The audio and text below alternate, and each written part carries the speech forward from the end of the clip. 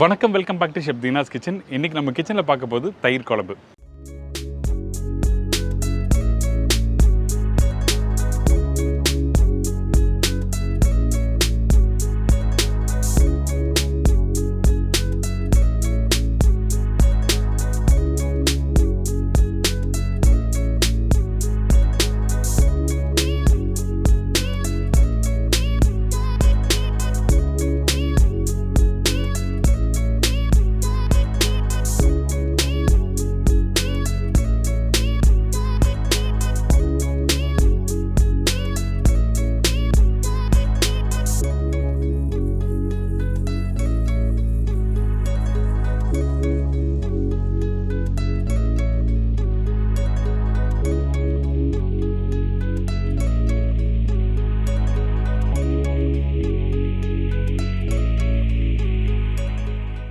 தயிர் குழம்புக்கும் மோர் குழம்புக்கும் நிறைய வித்தியாசம் இருக்குது. மோர் குழம்பு பண்ணும்போது என்ன பண்ணுவோன்னா, தேங்காய் கொஞ்சம் இந்த பச்சை அரிசி இதெல்லாம் போட்டு அரைச்சி அப்புறம் சமைப்பாங்க. அதாவது நல்லா குக் பண்ணிவிட்டு அதுக்கப்புறம் தயிர் ஆட் பண்ணுவாங்க. ஆனால் இன்றைக்கி இந்த தயிர் குழம்புல ஜஸ்ட்டு தாளிச்சிட்டு அதுக்கப்புறம் இந்த தேங்காய் பேஸ்ட்டும் அதுக்கப்புறம் தயிரை போட்டு மிக்ஸ் பண்ணிவிட்டு அப்படியே எடுத்து சர்வ் பண்ணலாம். ரொம்ப நல்லாயிருக்கும். தயிர் குழம்பு நார்மலாக வீட்டில் பண்ணும்போது என்ன பண்ணுவோன்னா, அம்மா மஞ்சத்தூள், கடுகு, காஞ்ச மிளகாய் இதெல்லாம் தாளித்து அப்படியே கொட்டி மிக்ஸ் பண்ணி தருவாங்க. ஆனால் இன்றைக்கி இதில் இந்த வெள்ளை பூசணிக்காய் இருக்குல்ல, இதை போட்ட பிறகு கொஞ்சம் சின்ன வெங்காயம் அதுக்கப்புறம் கடுகு இதெல்லாம் போட்டு நல்லா தாளிச்சிட்டு அதுக்கப்புறம் ரைஸில் போட்டு சாப்பிட்டா டாடா சொல்ல வேண்டியதே இல்லை, அந்தளவுக்கு பிரமாதமாக இருக்கும். கண்டிப்பாக ட்ரை பண்ணி பாருங்கள். முக்கியமாக இந்த ப்ரிப்பரேஷன் நீங்கள் வீட்டில் பண்ணும்போது தயிர் புளிப்பு தன்மை அதிகமாக இருக்கக்கூடாது. அப்படி அதிகமாக இருந்தால் கண்டிப்பாக என்ன வேணால் சாப்பிடும்போது நல்லா இருக்காது. அதனால் தயிரோட புளிப்பு தன்மையை செக் பண்ணிவிட்டு அதுக்கப்புறம் ப்ரிப்பரேஷன் பண்ணுங்கள், ரொம்ப நல்லாயிருக்கும். இப்போ இந்த டிஷ்ஷுக்கு தேவையான பொருட்கள் பார்த்தலாமா? தயிர் 1/2 லிட்டர், வெள்ளை பூசணிக்காய் 1/2 கிலோ, சின்ன வெங்காயம் 10லேருந்து 15 நம்பர், பச்சை மிளகாய் 6 நம்பர், காய்ந்த மிளகாய் 3 நம்பர், தேங்காய் பத்தை 3லேருந்து 4 ஸ்லைஸ், இஞ்சி சின்ன துண்டு, பூண்டு 2லேருந்து 3 பல்லு, சீரகம் 1/2 டீஸ்பூன், கடுகு 1/4 டீஸ்பூன், கருவேப்பிலை தேவையான அளவு, உப்பு தேவைக்கேற்ற, நல்லெண்ணெய் குக் பண்ணுறதுக்கு தேவையான அளவு, பெருங்காயம் 1/4 டீஸ்பூன். இதாங்க இந்த ப்ரிப்பரேஷன் தேவையான பொருட்கள்.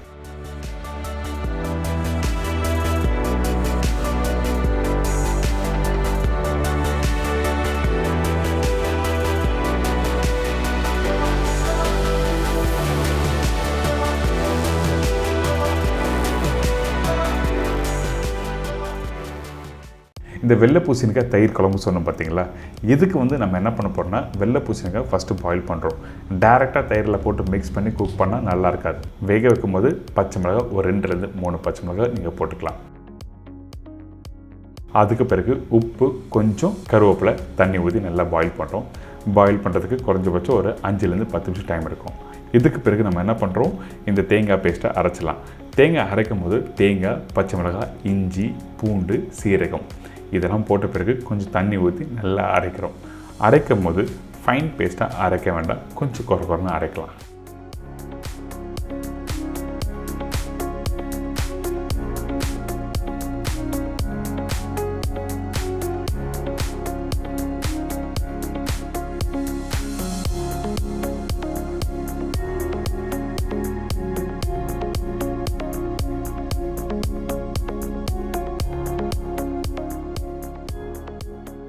ஃபைன் பேஸ்ட்டாக அரைச்சிங்கன்னா இந்த தயிர் குழம்புக்கு இந்த பேஸ்ட்டு நல்லா இருக்காது. அதனால தான் கொஞ்சம் குறைன்னு இந்த மாதிரி அரைக்கணும்னு சொல்கிறேன். இப்போ பாருங்கள், கையில் எடுத்து காமிக்கிறேன். இந்த மாதிரி கரெக்டாக குறைன்னு ஒரு 85% அளவுக்கு நல்லா அரைச்சிருக்கணும். இதுக்கு பிறகு வேக வச்ச பூசணிக்காவை செக் பண்ணலாம். இந்த பூசணிக்காய் கரெக்டாக வெந்திருக்கணும். அதே டைமில் வேகாமல் இருக்கக்கூடாது, அதே டைமில் மசிஞ்சு போகக்கூடாது.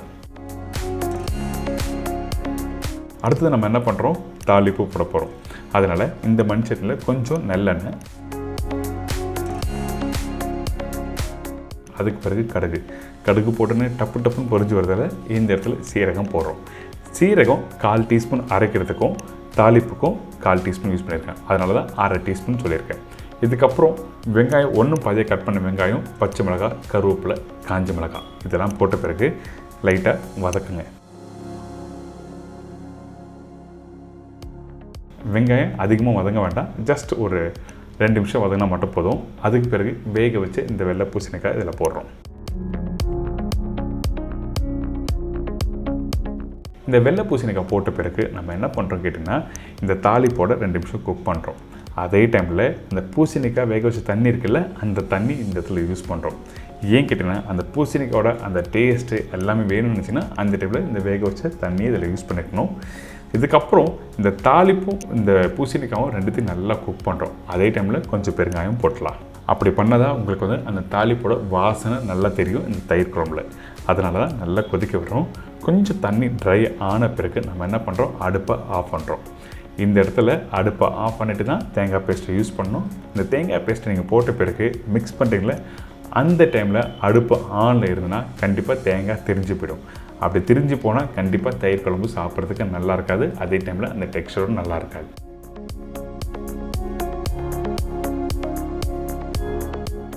இந்த தேங்காய் பேஸ்ட்டை நல்லா மிக்ஸ் பண்ணியிருக்கோம். சூடு ஆறட்டும். அதுக்கு பிறகு தயிர் இதில் மிக்ஸ் பண்ண போகிறோம். அதுக்கு முன்னாடி இந்த கிரேவி பாருங்கள், திரிஞ்சு போகாமல் இருக்கா? இந்த மாதிரி தான் கரெக்டாக வரணும்.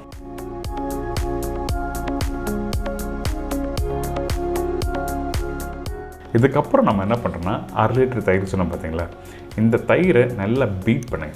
கெட்டிக்கிட்டே போட வேண்டாம். நல்லா பீட் பண்ணி முடிச்ச பிறகு நம்ம என்ன பண்ணுறோம், சூடு ஆறுன அந்த வெள்ளை பூசணிக்காய், அதாவது தாளித்து ரெடி பண்ணி வச்சுருக்க அந்த வெள்ளை பூசணிக்காயில் இந்த தயிரை மிக்ஸ் பண்ணுறோம். நல்லா மிக்ஸ் பண்ணிவிட்டு அதுக்கப்புறம் எடுத்து சர்வ் பண்ணால் ஒரு சூப்பரான தயிர் குழம்பு ரெடி. ஃபைனலாக உப்பு போடுங்க. எடுத்த உடனே உப்பு போட வேண்டாம். ஏன்னா அந்த புளிப்பு தன்மைக்கு ஏற்ற மாதிரி நீங்கள் உப்பு இதில் கரெக்டாக போட்டுக்கலாம். அது மட்டும் இல்லை, இந்த தயிர் குழம்புல வெறும் வெள்ளை பூசணிக்காய் மட்டும்தான் போட்டு குக் பண்ண முடியுமா அப்படி கேட்டிங்கன்னா அப்படிலாம் எதுவுமே இல்லை. இந்த ப்ரிப்ரேஷனில் வெள்ளை பூசணிக்காய், வெண்டைக்காய், அவரைக்காய், அதுக்கப்புறம் பைனாப்பிள், மாம்பழம், அதுக்கப்புறம் வடை, போண்டா, இந்த மாதிரி நிறைய வெஜிடபிள்ஸும் ஃப்ரூட்ஸும் நீங்கள் இதில் யூஸ் பண்ணிக்கலாம். தயிர் குழம்பு நம்ம நார்மலாக வீட்டில் பண்ணுற ஸ்டைல் இல்லாமல் இந்த ஸ்டைலில் ட்ரை பண்ணி பாருங்கள். சூப்பராக இருக்கும். அந்த தேங்காய் பேஸ்ட்டை அரைச்ச அந்த சீரகம், அந்த பச்சை மிளகாயெல்லாம் சேர்த்து சாப்பிடும்போது அடாடா, அந்தளவுக்கு ஒரு சூப்பரான ப்ரிப்பரேஷன் தான் தயிர் குழம்பு. எல்லாருக்கும் பிடிக்கும். மறக்காமல் ட்ரை பண்ணி பார்த்துட்டு ஃபீட்பேக் கொடுங்க. என்ஜாய் பண்ணுங்கள்.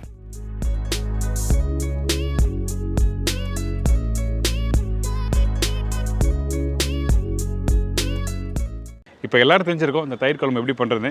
கண்டிப்பாக ட்ரை பண்ணி பாருங்கள். திருப்பியும் சொல்கிறேன், மோர் குழம்பு வேறு, தயிர் குழம்பு வேறு. நம்ம மோர் குழம்பு பண்ணும்போது நிறைய தண்ணி ஊற்றி மிக்ஸ் பண்ணிவிட்டு அதுக்கப்புறம் வந்து குக் பண்ணுற விதம்லாம் நிறைய இருக்குது. நம்ம சேனல்லேயும் போட்டிருக்கோம். வேணால் அதோட லிங்க்கும் கீழே தரேன், நீங்கள் ட்ரை பண்ணி பார்க்கலாம். இந்த தயிர் குழம்பு இந்த மெத்தடில் பண்ணி பாருங்கள், ரொம்ப நல்லாயிருக்கும். எல்லாருக்கும் பிடிக்கும். ரொம்ப ஈஸி ப்ரிப்பரேஷன். இதே மாதிரி நாளைக்கு இன்னொரு டிஷ்ஷை சந்திக்கிறேன். நன்றி, வணக்கம். சி பாய், டேக் கேர்.